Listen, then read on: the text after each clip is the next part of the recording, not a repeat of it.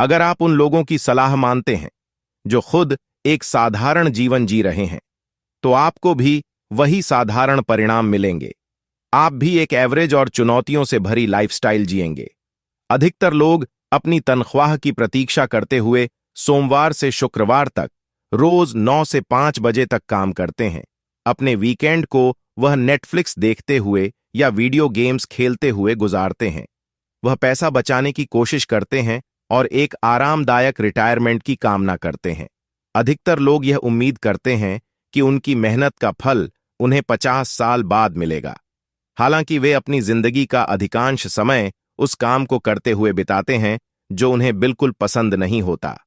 Retirement के लिए जो पैसा उन्होंने बचाया होता है, उसे एंजॉय करने के लिए तब तक वे उम्रदराज हो जाते हैं। अपने परिवार, दोस्तों, सहकर्मियों और सड़क पर अजनबियों को देखें। क्या कोई मीनिंगफुल काम कर रहा है? क्या कोई ऐसा है जो वित्तीय समस्याओं से मुक्त है? क्या कोई अपनी सपनों की कार चला रहा है? आपका जवाब शायद नहीं ही होगा। ऐसा इसलिए क्योंकि हमारा समाज आज्ञा पालन करने और एवरेज जीवन जीने की स्क्रिप्ट को पालन करता है। जब आप बच्चे थे, तभी से बड़ों ने आपको सिखाया कि आपको पढ़ाई में मेहनत करनी चाहिए और कॉलेज डिग्री भी लेनी चाहिए। आपके पास एक स्टेबल जॉब होनी चाहिए जिससे आपको हर महीने सैलरी मिलती हो। उसके बाद आप अपना टैक्स भर सकते हैं, शादी कर सकते हैं, बच्चे पैदा कर सकते हैं और घर या कार खरीदने के लिए बैंक से लोन ले सकते हैं। सोसाइटी हमें यह भी बोलती है कि हमें हमारी सैलरी का कुछ हिस्सा अपने रिटायरमेंट के लिए बचाकर रखना चाहिए। इससे रैट रेस कहते हैं, जहां हर कोई एक दूसरे से आगे निकलने की कोशिश में लगा रहता है। हम सभी चूहों की तरह हर दिन भागते रहते हैं और यह सिलसिला सालों साल चलता रहता है। फिर एक दिन हमें एहसास होता है कि हम बूढ़े हो गए हैं और हमने अपनी जिंदगी में कुछ भी महत्वपूर्ण नहीं किया है। इस सारांश में आपको यह बताया जाएगा कि इस दौड़ से कैसे बाहर निकला जा सकता है। इस पुस्तक के लेखक के अनुसार ऐसा सरकारी पेंशन या शेयर बाजार में किए गए इन्वेस्टमेंट के माध्यम से नहीं किया जा सकता। यह केवल एक सफल बिजनेस बनाकर ही संभव है। आप पैदा हुए तब से ही इस रैट रेस में फंसे हुए हैं और आपका माइंडसेट भी एक चूहे के जैसा है जो हर रोज चीजें पाने के लिए भागता है। लोकस माइंडसेट के लिए इस्तेमाल किया जाने वाला दूसरा शब्द है।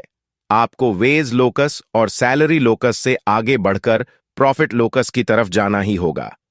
अगर आप एक एम्प्लॉई हैं, तो आपके पास वेज लोकस होता है। दूसरे आसानी से आपकी जगह ले सकते हैं क्योंकि आपके स्किल्स एवरेज होते हैं। आप बार बार जॉब बदल सकते हैं, लेकिन फिर भी आपको हर घंटे के हिसाब से ही पैसे मिलेंगे। इसमें आप पैसों के बदले अपना समय देते हैं।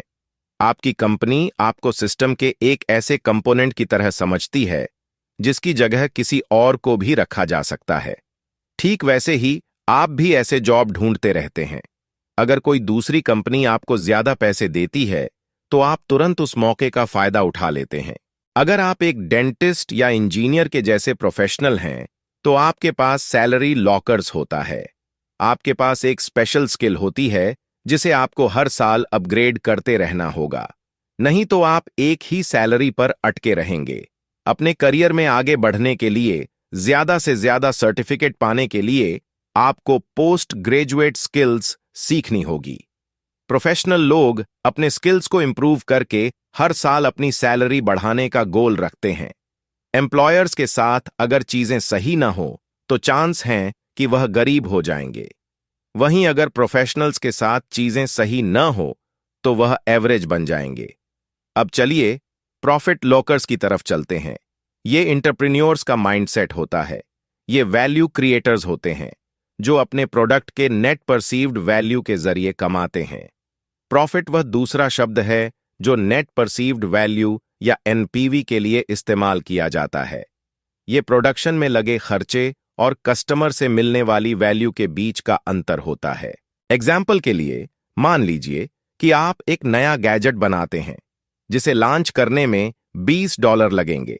लोग इसके लिए $50 देने को तैयार हैं। इस तरह आपको $30 का प्रॉफिट होगा। क्योंकि आप एक एंटरप्रेन्योर हैं, इसलिए आपका प्रॉफिट जो वैल्यू आप क्रिएट करते हैं उस पर डिपेंड करता है। आप लोगों को जो वैल्यू दे सकते हैं उसकी कोई लिमिट नहीं है। आप हमेशा और भी बेहतर प्रोडक्ट और सर्विसेज ऑफर कर सकते हैं। कर्ट सीयर एक साइकिलिस्ट हैं जो हर रोज लंबी दूरी तक साइकिल चलाते हैं। 2016 में उन्होंने एक साल में सबसे ज्यादा मीलों की दूरी तय करके गिनीज वर्ल्ड रिकॉर्ड को तोड़ दिया था। कर्ट 9 जनवरी 2016 तक 77,000 मील की दूरी तय कर चुके थे। ऐसा उन्होंने हर रोज 208 मील साइकिल चलाकर किया था। कर्ट को इतना ज्यादा समय कैसे मिलता था? इसका जवाब है कि वह एक एंटरप्रेन्योर थे। कर्ट उन 8% लोगों में आते थे जो अनस्क्रिप्टेड होते हैं, यानी जो स्क्रिप्ट को फॉलो नहीं करते हैं। यह उन एंटरप्रेन्योर्स का ग्रुप है जिन्होंने जमीन से शुरुआत करके अपने बिजनेस को बनाया है। उनमें पक्का इरादा, ओपन माइंडनेस और सीखने की इच्छा होती है। इन एंटरप्रेन्योर्स ने अपनी जिंदगी की जिम्मेदारी खुद ली और उन्हें एक सही मकसद मिल गया। उनके पास फाइनेंशियल फ्रीडम है, अपने समय पर पूरा कंट्रोल है और अपने पैशन को फॉलो करने की एबिलिटी भी है। इसका उल्टा 99% लोग वर्किंग क्लास को दिखाते हैं। आप इस रैट रेस से बाहर निकल सकते हैं और उन 1% अनस्क्रिप्टेड लोगों में शामिल हो सकते हैं, लेकिन पहले आपको इन 3 लेवल्स में ग्रेजुएट होना होगा। इन्हें 3 तरह के अनस्क्रिप्टेड एंटरप्रेन्योर कहा जाता है। पहला टाइप है अनप्लग्ड अनस्क्रिप्टी। यह तब होता है जब आप आखिरकार अपने 9 to 5 जॉब से ऊब जाते हैं और एक सक्सेसफुल एंटरप्रेन्योर बनने की ठान लेते हैं। इसमें आपको इस रैट रेस के बारे में पता चल जाता है और अब आप इसका हिस्सा बने रहने से इनकार कर देते हैं। दूसरा टाइप है फास्ट लेन अनस्क्रिप्टी। अवेयर होने के बाद आप एक्शन लेने की तरह बढ़ते हैं। इसमें आपको कई बार फेलियर का सामना करना पड़ेगा और आपके बिजनेस को सक्सेसफुल होने में कुछ साल लगेंगे। यह इस प्रोसेस का हिस्सा है। फास्ट लेन अनस्क्रिप्टी होने का मतलब है कि आखिरकार अब आपका आपके टाइम के ऊपर कंट्रोल है और अब आप उन चीजों को खरीद सकते हैं जिन्हें पाने का आपने हमेशा से सपना देखा है। तीसरा टाइप है लिबरेटेड अनस्क्रिप्टी। ऐसा तब होता है जब आपके बिजनेस से इतने ज्यादा पैसे आ रहे होते हैं कि आपको अपनी जिंदगी में एक भी दिन काम नहीं करना पड़ता है। आप अभी भी काम पर जाते हैं, लेकिन यह आपकी अपनी मर्जी है। जब आपका बिजनेस सक्सेसफुल हो जाता है तो आप चैरिटी या दूसरी कंपनी जैसे दूसरे प्रोजेक्ट्स पर काम करने लगते हैं। एग्जाम्पल के लिए बिल गेट्स ने अपनी पत्नी के साथ मिलकर अपना खुद का फाउंडेशन शुरू किया। वह बीमारियों से लड़ने और गरीब बच्चों तक एजुकेशन पहुंचाने पर फोकस करते हैं। वहीं इलॉन मस्क के पास स्पेस एक्स है और रिचर्ड ब्रैंसन के पास वर्जिन गैलेक्टिक है। जब आप एक लिबरेटेड अनस्क्रिप्टी होते हैं तब आप 24 आवर्स कमाते रहते हैं। आप पर कोई कर्ज नहीं होता है और आप कभी भी कितने भी वेकेशन पर जा सकते हैं। इसकी भी कोई लिमिट नहीं होती है। आपके पास बहुत सारा पैसा होता है और चुने हुए प्रोजेक्ट से आपको किसी को खुश नहीं करना होता है। इन्वेस्टिंग में प्रॉब्लम यह है कि आपके पैसे स्टॉक मार्केट के क्रैश होने या किसी इकोनॉमिक रिसेशन यानी मंदी के आने के रिस्क पर चले जाते हैं। वॉरेन बफेट कहते हैं कि इस समय इन्वेस्टर्स को शांति बनाए रखनी चाहिए और अपने शेयर बेचने नहीं चाहिए, क्योंकि समय बीतने के साथ स्टॉक मार्केट धीरे धीरे ठीक हो जाएगा। हालांकि अगर आप अपने पैसों को हारने के स्ट्रेस को हैंडल नहीं कर पाते हैं तो आप ऑथर एमजे डिमार्को की एडवाइस को फॉलो कर सकते हैं। आपको शेयर मार्केट पर डिपेंडेंट होकर नहीं रहना चाहिए और अपना खुद का बिजनेस चलाना चाहिए। कुछ एंटरप्रेन्योर्स कोविड-19 पैंडेमिक के दौरान भी मिलियनेयर बन गए थे। अनस्क्रिप्टेड 1% में शामिल होने का तरीका सिर्फ यही है कि आपको एवरेज 99% लोगों की तरह सोचना बंद करना होगा। ऐसा करने का तरीका ये समरी आपको बताएगी। इस बुक के ऑथर के होम टाउन में एक छोटा सा फैशन बुटीक था। एक बार वह अपनी पत्नी के साथ उस स्टोर में गए थे। एमजे डिमार्को ने उसकी मालकिन, जो एक बुजुर्ग औरत थी, उनसे पूछा कि क्या उनका कोई ऑनलाइन स्टोर या वेबसाइट है। उन्होंने ना में जवाब दिया। यहां भले ही उस बुजुर्ग औरत का अपना एक बुटीक था, लेकिन फिर भी वह रैट रेस में फंसी हुई थी। ऐसा इसलिए क्योंकि उनका बिजनेस मॉडल बहुत बेकार था। मान लीजिए कि उस छोटे से बुटीक में हर हफ्ते 100 लोग आते हैं। ये वो लोग होते हैं जो उस स्ट्रीट से पैदल जा रहे होते हैं या अपनी कार से वहां से गुजर रहे होते हैं। क्योंकि उस औरत का कोई ऑनलाइन स्टोर नहीं है। इस वजह से उनके पास कभी 1,000 या 10,000 कस्टमर्स नहीं आ सकते। अगले महीने या अगले साल तक भी वह इस नंबर तक नहीं पहुंच सकती है। वह बुटीक कभी $2 मिलियन या $5 मिलियन तक भी नहीं कमा सकता है। वह औरत एक बिजनेस चला रही है, लेकिन अभी भी वह रैट रेस जैसी इकोनॉमी को फॉलो कर रही है। एक एम्प्लॉई के माइंडसेट में बदलाव लाना मुश्किल होता है। असली एंटरप्रेन्योर को पता होता है कि सक्सेस ज्यादा से ज्यादा लोगों तक पहुंचने और उन्हें ज्यादा वैल्यू देने पर डिपेंड करती है। इस तरह आपको एसिमेट्रिक रिटर्न्स मिलते हैं। एग्जाम्पल के लिए, मान लीजिए कि आपके पास एक प्रोडक्ट है जिससे हर प्रोडक्ट पर आपको $25 का प्रॉफिट होता है और हर रोज उसके 50 पीस बिकते हैं। इस तरह आप 11 साल में $5 मिलियन कमा पाएंगे। आप स्केल या मैग्नीट्यूड के जरिए सेल कर सकते हैं। स्केल का मतलब होता है कि आप कितनी यूनिट्स बेच सकते हैं। एग्जाम्पल के लिए, मान लीजिए कि आप 10 मिलियन फोन केस बेचते हैं जिसमें आपको हर केस पर $1 का प्रॉफिट होता है, तो आप $10 मिलियन कमा लेंगे। स्केल इस बात पर डिपेंड करता है कि कितने लोग उस प्रोडक्ट को खरीदना चाहते हैं। वही मैग्नीट्यूड का मतलब होता है कि आपके प्रोडक्ट का असर कितना है। एग्जाम्पल के लिए, मान लीजिए कि आप 1,000 ब्रोंज की मूर्तियां बेचते हैं जिसमें आपको हर एक पर 10,000 का प्रॉफिट होता है, तब भी आपके पास $10 मिलियन होंगे। इससे हमें पता चलता है कि स्केल कई लोगों को टारगेट करता है, वहीं मैग्नीट्यूड कम लोगों को टारगेट करता है। किसी भी तरह से आपका बिजनेस मॉडल ब्रिलियंट होना चाहिए। मैथ्स पर आपकी अच्छी पकड़ होनी चाहिए। नहीं तो भले ही आप 50 साल काम करें, तब भी आप मिलियनेयर नहीं बन सकते। एक एफिशिएंट सिस्टम के बिना आप सक्सेसफुल एंटरप्रेन्योर नहीं बन सकते। जब भी आप कुछ खरीदना चाहते हैं, तो आप कुछ ऑप्शंस में से चूज करते हैं। आपके मन में एक वैल्यू कंपटीशन चलता रहता है, जिसमें आप वो क्वालिटीज चुनते हैं जिसकी आप सबसे ज्यादा वैल्यू करते हैं। एग्जाम्पल के लिए, मान लीजिए कि आप चिप्स का एक पैक खरीदना चाहते हैं। तब आपके मन में क्वालिटीज की लिस्ट आ जाती है। जैसे एक ब्रांड सस्ता है, एक ब्रांड बायोडिग्रेडेबल पैकिंग का इस्तेमाल करता है, वही दूसरे ब्रांड ने नॉन जीएमओ इंग्रेडिएंट्स का इस्तेमाल किया है। एक ब्रांड ने केनोला तेल का इस्तेमाल किया है, वही दूसरे ने अवोकाडो के तेल का इस्तेमाल किया है। एक ब्रांड में मेन इंग्रेडिएंट कौन था, दूसरे में कसावा था। एक ब्रांड के पैकेजिंग पर जोक लिखा हुआ था, वही दूसरे का पैकेज डिजाइन ज्यादा कलरफुल था। हो सकता है कि आप उस प्रोडक्ट को चुनें जिसमें नॉन जीएमओ इंग्रेडिएंट्स का इस्तेमाल किया गया हो। अगर ऐसा है, तो फिर वह क्वालिटी आपके लिए उसके दाम या पैकेजिंग से ज्यादा इंपॉर्टेंट है। इसलिए एक सक्सेसफुल एंटरप्रेन्योर बनने के लिए आपको किसी नए गैजेट को डिस्कवर करने की या नए सोशल मीडिया नेटवर्क को लॉन्च करने की जरूरत नहीं है। इसके बजाय आप अपने प्रोडक्ट की वैल्यू इंक्रीज कर सकते हैं या फिर उसमें कुछ पॉजिटिव क्वालिटीज जोड़ सकते हैं। अगर कोई कस्टमर अपने हेल्थ का ध्यान रखने वालों में से है, तो वह नॉन जीएमओ चिप्स चुनेगा। वहीं अगर वह एनवायरनमेंट के बारे में सोचने वाला होगा, तो वह उस प्रोडक्ट को चुनेगा जिसकी पैकेजिंग बायोडिग्रेडेबल होगी। आपके प्रोडक्ट में प्राइमरी और सेकेंडरी क्वालिटीज हो सकती है। प्राइमरी क्वालिटीज में प्रोडक्ट के features, colour, design, raw material और उसका प्राइस शामिल होते हैं।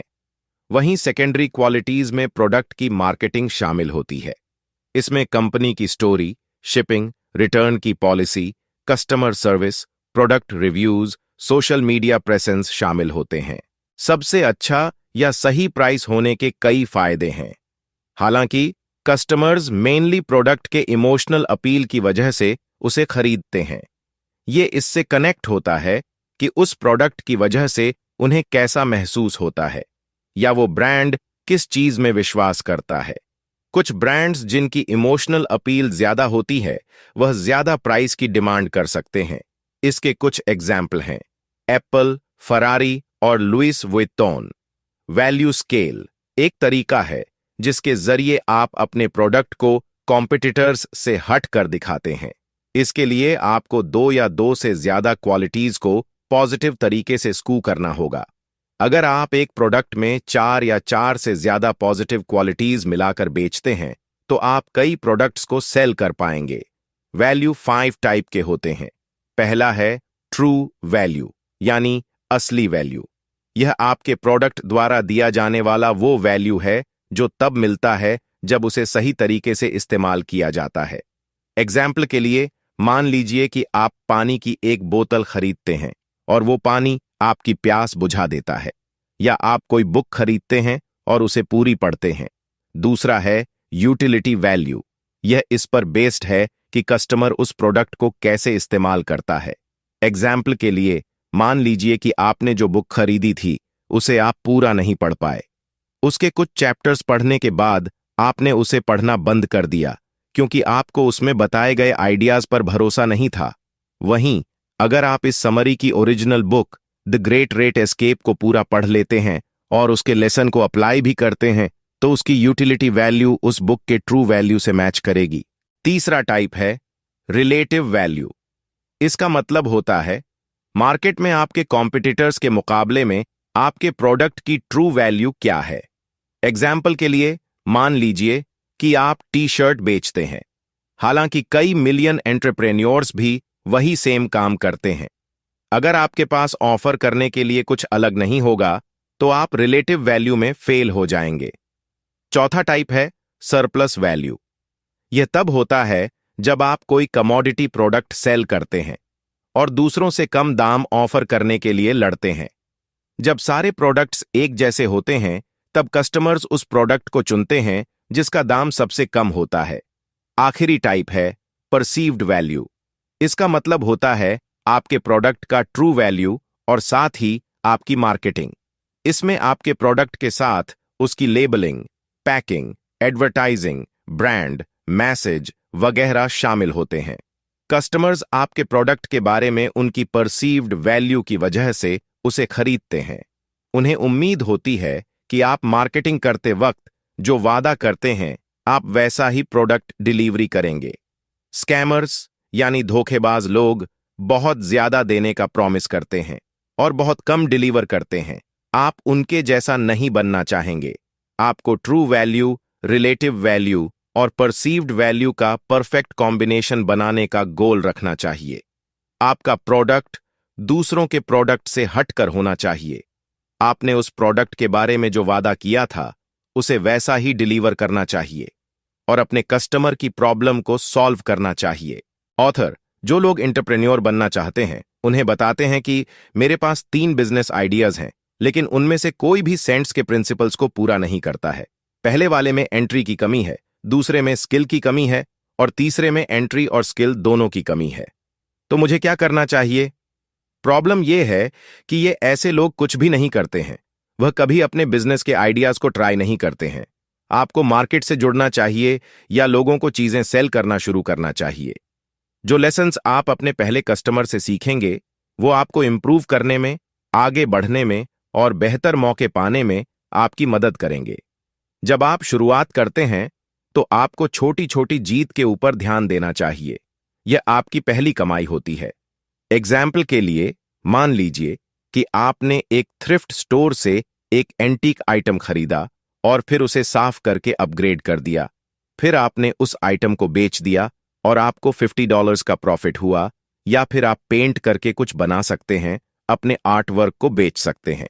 दूसरा आइडिया है कि आप अपने आस पड़ोस के कचरे के डिब्बों को साफ करने का ऑफर दे सकते हैं, जहां पर आप हर एक डब्बे को साफ करने के $15 ले सकते हैं। यह छोटी छोटी जीत है। अगर आपको बिजनेस का बिल्कुल भी एक्सपीरियंस नहीं है तो आपको पहले छोटे छोटे जीत से शुरुआत करनी चाहिए। आपको बाहर निकलना चाहिए और उसे ट्राई करना चाहिए। आपको अपने कस्टमर्स को सर्च करना चाहिए और उनके साथ कनेक्ट होना चाहिए। शुरुआत में ही सेंट्स के सारे प्रिंसिपल्स को अचीव करने की उम्मीद न रखें। पहला कदम बढ़ाएं। अपनी पहली छोटी जीत को पाने के लिए और छोटा सा प्रॉफिट कमाने के लिए कुछ न कुछ करें। एक बार जब आप ऐसा करना सीख जाएंगे तब आप एक एक करके सेंट्स को अपना गोल बना सकते हैं। जब इस बुक के ऑथर एम.जे. डिमार्को ने शुरुआत की थी तब उन्हें नहीं पता था कि उन्हें कौन से बिजनेस आइडिया पर काम करना चाहिए। अभी आप शायद सोच रहे होंगे कि क्या आपका आइडिया काम का है या फिर क्या वह सक्सेसफुल हो पाएगा। आपको चिंता इसलिए होती है क्योंकि आपको अपना बिजनेस शुरू करने के लिए बहुत कुछ सैक्रिफाइस करना होगा। इसके अलावा आपको यह भी पता नहीं है कि लोगों को आपका प्रोडक्ट पसंद आएगा भी या नहीं। इसी वजह से एम.जे. डिमार्को ने फास्टलैंड स्ट्रैटेजी बनाई थी। यह एक ऐसा फ्रेमवर्क है जिसे आप अपने बिजनेस को आगे बढ़ाने के लिए फॉलो कर सकते हैं। फास्टलैंड स्ट्रैटेजी 5 फैक्टर्स से मिलकर बनी है जिन्हें सेंट्स कहा जाता है। इसमें हर लेटर एक प्रिंसिपल को दिखाता है। सी का मतलब है कंट्रोल, मतलब हमें खुद अपने दम पर स्मूथली चलना चाहिए। इसमें प्रोडक्ट डेवलपमेंट से लेकर उसके डिस्ट्रीब्यूशन तक सिस्टम स्मूथ और एफिशिएंट होना चाहिए। एग्जाम्पल के लिए, मान लीजिए कि अमेजन आपके सेलर अकाउंट को कैंसिल कर देता है और आपके पास अमेजन के अलावा कोई दूसरा ऑनलाइन स्टोर या डिस्ट्रीब्यूशन का कोई दूसरा तरीका नहीं है, तो आपके सेल्स बंद हो जाएंगे। यह कंट्रोल खोने का एक एग्जाम्पल है। अगला, ई का मतलब होता है एंट्री। इसका मतलब है कि अगर किसी टाइप के बिजनेस में एंटर करना आसान है तो वहां आपको मौके भी बहुत कम मिलेंगे। जिस बिजनेस में एंटर करना ज्यादा मुश्किल होता है वहां मौके भी ज्यादा होते हैं और वह ज्यादा पैसे कमाने में मदद करता है। अपने शहर की उन दुकानों के बारे में सोचें जो एक जैसे सेम प्रोडक्ट्स बेचते हैं। हो सकता है कि कोई नया ट्रेंड आया हो या फिर रॉ मटेरियल खरीदना आसान हो। क्या आपको लगता है कि उनमें से कोई भी बिजनेस दूसरों से बेहतर कर पाएगा? क्या आपको लगता है कि अगर कुछ ही कॉम्पिटिटर्स हो फिर भी वह मिलियन में पैसे कमा पाएगा? फास्टलैंड स्ट्रैटेजी में अगला प्रिंसिपल है नीड। इसका मतलब है कि अगर आपके प्रोडक्ट से लोगों की प्रॉब्लम सॉल्व होगी तभी लोग आपका प्रोडक्ट खरीदेंगे। क्या आपका प्रोडक्ट लोगों की इच्छाओं और जरूरतों को पूरा करता है? क्या वो यूनिक है या क्या उसमें कोई स्ट्रॉन्ग इमोशनल अपील है? अपने फेवरेट ब्रांड के बारे में सोचें। कई लोग उन्हें पसंद करते हैं क्योंकि वह नीड प्रिंसिपल को फॉलो करते हैं। अगला, टी का मतलब होता है टाइम। इसका मतलब है कि आपकी इनकम इस बात पर डिपेंड नहीं करनी चाहिए कि आप कितने घंटे काम करते हैं। आपको शुरुआत से ही बिजनेस का एक स्मूथ सिस्टम बनाना चाहिए ताकि अगर आप वहां नहीं रहें तब भी वह अच्छे से चलता रहे। आप वेकेशन पर जा पाएं और अपने परिवार के साथ टाइम बिता सकें और उस समय भी आपके बिजनेस में ढेर सारे सेल्स होते रहे। मैकडॉनल्ड्स या वॉलमार्ट के बारे में सोचें। इन बिजनेस में हर जगह एक सिस्टम है जिसे एम्प्लॉइज और मैनेजर्स को हर रोज फॉलो करना पड़ता है। सैम वॉल्टन, जो वॉलमार्ट के फाउंडर है, उन्होंने जब अपना पहला स्टोर खोला था तब एक मैन्युअल लिखा था। इसमें सभी रूल्स और गाइडलाइंस शामिल थे जिन्हें वॉलमार्ट में फॉलो करना जरूरी था ताकि सब कुछ स्मूथली चल सके। आखिर में एस सेंट्स का आखिरी लेटर है। एस जिसका मतलब है स्केल, यानी आपका सिस्टम ऐसा होना चाहिए जिसे आसानी से रेप्लिकेट यानी दोहराया जा सकता हो। अगर आपका सिस्टम अच्छे से चलता है तो आप उसे बढ़ा सकते हैं और ग्रो कर सकते हैं। इसके लिए आपको अपने पहले स्टोर को परफेक्ट बनाना होगा ताकि आप उसकी फ्रेंचाइजी बना सकें और उसके दूसरे ब्रांच खोल सकें। आपका गोल C&S के इन 5 प्रिंसिपल्स को अचीव करने का होना चाहिए। ये आपकी सक्सेस को पक्का करेगा। अगर आपके पास सारे सेंट्स होंगे तो आप येन% अनस्क्रिप्टी में से एक बन जाएंगे। एग्जाम्पल के लिए, हो सकता है कि आपने अपने रेस्टोरेंट में सेंट्स को तो अप्लाई कर लिया है, लेकिन एस यानी स्केल की कमी है, तो फिर आपको इंप्रूव करना ही होगा ताकि आप अपने बिजनेस को आगे बढ़ा सकें। मान लीजिए कि आपने एक सुपर कूल गैजेट बनाया है जिसकी कीमत मिलियंस में है। हालांकि 3 और लोगों ने भी आपके गैजेट से मिलते जुलते गैजेट बनाए हैं। आप सभी के पास सेम फीचर्स, फायदे, डिजाइन हैं। तो अब आप अपने कॉम्पिटिटर्स से कैसे जीत सकते हैं? सभी चीजों के बराबर होने के बावजूद भी आप एक पावरफुल टूल का इस्तेमाल करके सबसे अलग बन सकते हैं, जो है मार्केटिंग। मार्केटिंग आपके प्रोडक्ट की परसीव्ड वैल्यू बनाती है। यह आपके प्रोडक्ट की सबसे इंपॉर्टेंट क्वालिटी है, क्योंकि मार्केटिंग में प्रोडक्ट का लेबल, इमोशनल स्टोरी, आपको कन्विंस करने वाले एड जिन्हें नजरअंदाज न किया जा सकता हो, ऐसे हेडलाइन और स्ट्रांग टेस्टिमोनियल्स जैसी क्वालिटीज शामिल होती हैं। मान लीजिए कि आपके प्रोडक्ट में यह सभी पॉजिटिव क्वालिटीज हैं, तो अगर आप मार्केटिंग में अच्छे नहीं हैं, तो आप किसी ऐसे इंसान को हायर कर सकते हैं जिसमें इससे जुड़ा टैलेंट हो। यहां तक कि सबसे सिंपल प्रोडक्ट भी शानदार मार्केटिंग के जरिए सक्सेसफुल हो सकते हैं। अच्छी मार्केटिंग से अच्छे एम्प्लॉइज, इन्वेस्टर्स भी अट्रैक्ट होते हैं। अगर आप एक एंटरप्रेन्योर हैं, तो आपको सीखना होगा कि अच्छे से मार्केटिंग कैसे करनी है। कुछ भी सीखा जा सकता है। आप ज्यादा से ज्यादा मार्केटिंग बुक्स पढ़ सकते हैं और एक्सपर्ट्स से सीख सकते हैं। जिस प्रोडक्ट की अच्छे से मार्केटिंग की जाती है, वह कई कॉम्पिटिटर्स से आगे निकल जाता है। कुछ साल पहले एमजे डिमार्को का पहला बिजनेस ग्रो कर रहा था। उन्हें एम्प्लॉइज की जरूरत थी और इसलिए उनकी मां उनकी कंपनी में एक एम्प्लॉय बन गई। वह उन अकाउंट्स को संभालती थी जिसमें डिमार्को के बिजनेस के पैसे आते थे। उनकी मां को उनके बिजनेस आइडियाज के बारे में अच्छे से पता था। उन्हें डिमार्को पर डाउट था, क्योंकि वह हमेशा ऐसे ही बोलते रहते थे कि वह अमीर हो जाएंगे। उनकी मां उन्हें सपोर्ट करती थी, लेकिन प्रैक्टिकल भी थी। एक दिन उन्होंने कैलकुलेट किया कि डिमार्को के सारे इनवॉइस को मिलाकर टोटल $1,00,000 हो रहा था। इसका मतलब था कि उनका बिजनेस इतने पैसे कमा रहा था। उनकी मां हैरान हो गई थी, लेकिन उसके बाद से उन्होंने डिमार्को पर डाउट करना बंद कर दिया। कुछ सालों बाद उन्होंने एक ही चेक में अपनी मां के सारे उधार को चुका दिया। सच्चाई यह है कि कोई भी आपके प्लान और सपनों की परवाह नहीं करता है। हो सकता है कि आप अपने बिजनेस आइडियाज के बारे में पोस्ट करें, तो आपके सोशल मीडिया के दोस्त उस पोस्ट को लाइक कर देंगे, लेकिन असल में लोग बहुत शक्की होते हैं। वह आप पर डाउट करेंगे और उम्मीद करते हैं कि आप फेल हो जाएंगे। उन्हें लगता है कि आप पागल हैं। अगर आप ऑनलाइन अनाउंस करते हैं कि आपको प्रमोशन मिल गया है, तो हर कोई आपको कॉन्ग्रेचुलेट करता है। लेकिन अगर आप यहां अनाउंस करेंगे कि आप अपना खुद का बिजनेस शुरू करने के लिए अपनी जॉब छोड़ने वाले हैं, तो आपको बस नेगेटिव रिएक्शंस मिलेंगे। आपके परिवार के लोग और दोस्त कहेंगे कि आपके बिजनेस का आइडिया कभी काम नहीं करेगा। लोग बोलेंगे कि कोई भी 30 की उम्र में मिलियनेयर नहीं बनता है, या जितने बिजनेस शुरू होते हैं उनमें से 95% फेल हो जाते हैं। आप खुद पर डाउट करने के लिए उन्हें ब्लेम नहीं कर सकते। क्यों? क्योंकि आपको खुद को साबित करना होगा। लोग आप पर भरोसा तभी करेंगे जब आप उनके घर पर फरारी लेकर जाएंगे, जिसे आपने कैश देकर खरीदा है। वह आप पर तभी भरोसा करेंगे जब आप अपने बिजनेस के बहुत तेजी से आगे बढ़ने की वजह से अपने रिलेटिव्स को हायर करेंगे। इसलिए हर डाउट को खत्म करने के लिए आपको काम करने पड़ेंगे। अपना खुद का बिजनेस शुरू करने के लिए आपको किसी से परमिशन लेने की जरूरत नहीं है। जो लोग रैट रेस में होते हैं, वह आपको पीछे खींचते रहेंगे, लेकिन उन्हें ऐसा न करने दें। बस आगे बढ़ते रहें और मेहनत करते रहें। 3A स्ट्रेटजी साइंटिफिक मेथड से बनाया गया है। इसमें 3A है: एक्ट, असेस और adjust. Business trial and error method पर डिपेंड करता है। एक्ट का मतलब होता है किसी प्रोडक्ट को लॉन्च करना, किसी नई स्ट्रेटजी को ट्राई करना या किसी नए बिजनेस को शुरू करना। इसमें आप एक स्टेप उठाते हैं और देखते हैं कि लोग उस पर कैसे रिएक्ट करते हैं। एग्जाम्पल के लिए, मान लीजिए कि आप कपड़ों के बिजनेस में हैं। आप एडवर्टाइजिंग में 500 खर्च करते हैं, लेकिन आपकी सेल 0 रहती है। अगला स्टेप है असेस करना।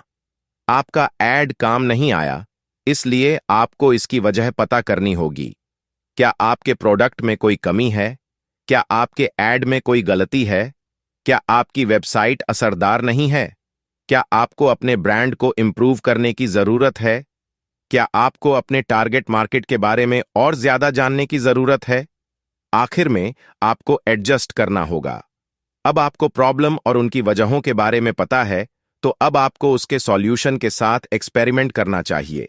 एग्जाम्पल के लिए, मान लीजिए कि आपका एड्स इसलिए फेल हो गया क्योंकि वह आपके टारगेट मार्केट तक नहीं पहुंच पाया, तो आप फिर से एक्शन लेते हैं और रिजल्ट को एक्सेस करते हैं। आप नई स्किल्स सीखने, ऑनलाइन रिसर्च करने या बुक्स पढ़ने जैसी एडजस्टमेंट करते हैं। आप इस प्रोसेस को रिपीट करते रहते हैं जब तक आखिर में आप एक सेल नहीं कर लेते। 3A स्ट्रेटेजी रुकनी नहीं चाहिए, क्योंकि आपको इंप्रूव करते रहना होगा।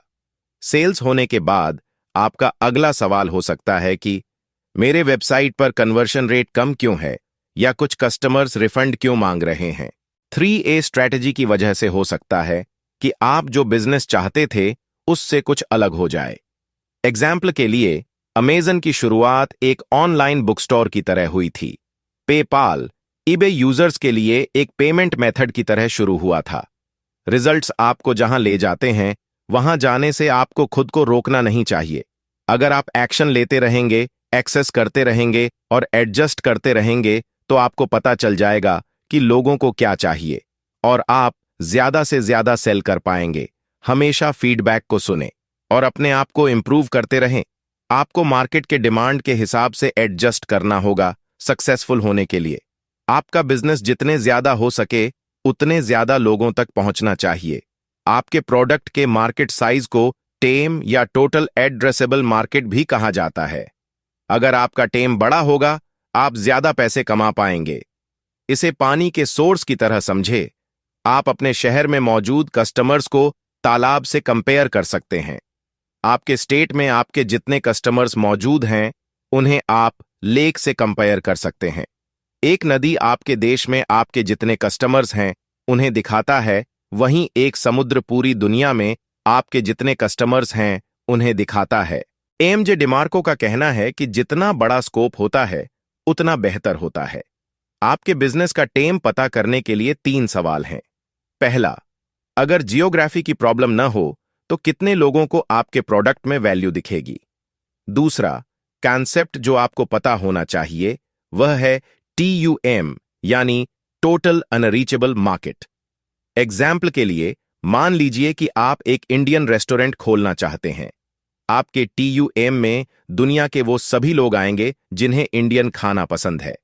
वहीं आपके TAM में आपके शहर के लोग होंगे, क्योंकि आपका रेस्टोरेंट सिर्फ उन तक ही पहुंच सकता है। दूसरा सवाल है कि अगर आपका TUM आपके TAM के जितना सेम नहीं है तो आपको क्या बदलने की या इंप्रूव करने की जरूरत है। क्या आपको एक ऑनलाइन स्टोर या फ्रेंचाइजी की जरूरत है? क्या आपको अपने बिजनेस मॉडल को बदलने की जरूरत है?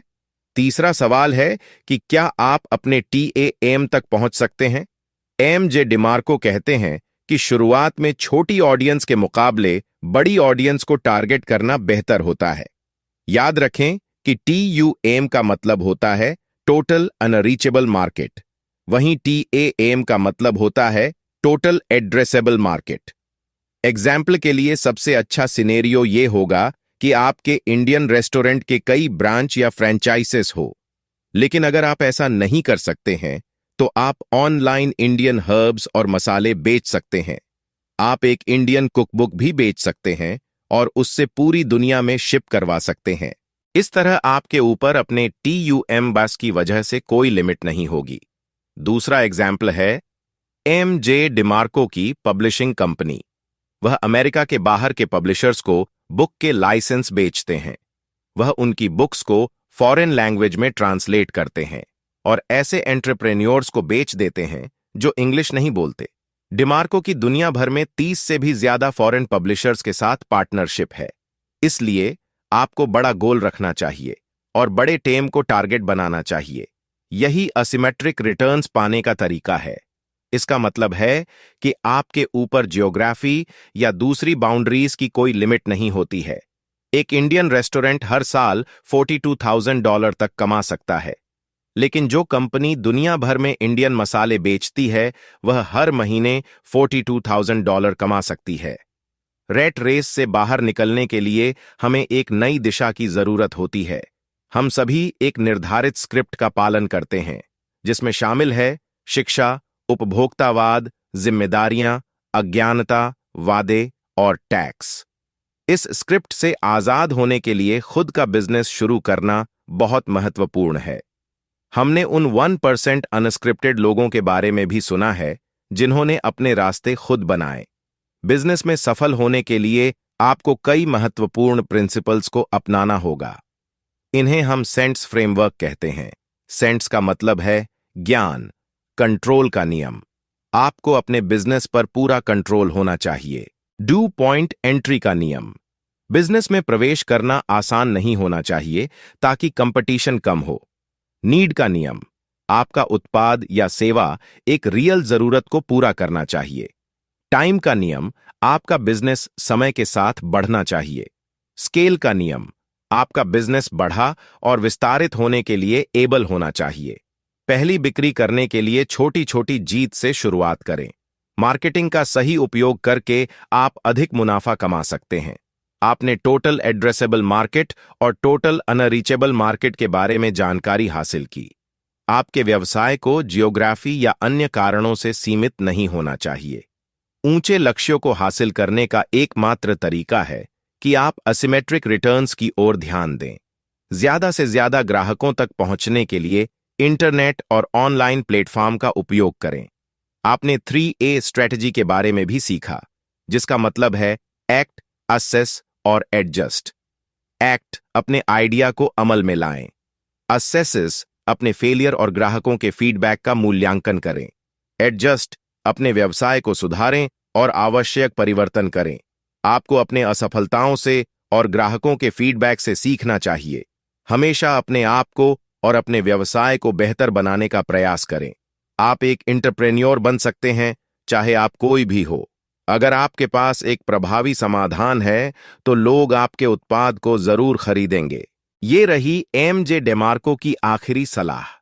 लोग अक्सर उनसे पूछते हैं कि कौन सी किताबें पढ़नी चाहिए। उनके जवाब में वह सुझाव देते हैं कि वे ऐसी किताबें पढ़ें जो उन्हें और भी ज्यादा सफल बनने में मदद करें। ये केवल बिजनेस बुक्स पर ही लागू नहीं होता। आपको ऐसी किताबें भी पढ़नी चाहिए जो आपके व्यक्तित्व को सुधारने में मदद करें। जीवन भर सीखते रहने वाले व्यक्ति बने। जो चीजें आप जानना चाहते हैं वे किताबों और इंटरनेट पर आसानी से मिल सकती हैं। इसलिए जो भी चीज आपके प्रगति करने और आगे बढ़ने में मदद करती है उसे पढ़ें। इस समरी में आपने यह जान लिया कि इस रेट रेस से बाहर कैसे निकला जाए।